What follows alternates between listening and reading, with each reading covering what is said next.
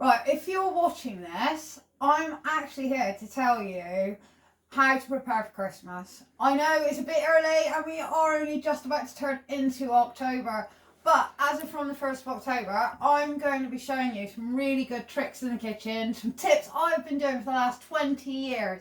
I'm not saying it's gospel, but I'm telling you I know they work. And it will save you money at Christmas, time in the kitchen that a lot of people miss out on the joys of spending with the family.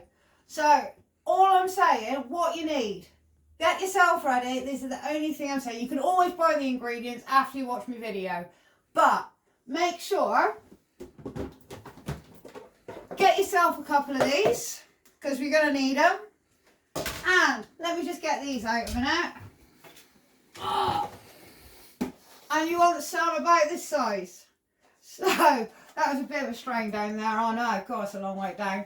But anyway, guys, seriously, you want to really get yourself some pots and some containers that are both freezer proof and work in the fridge.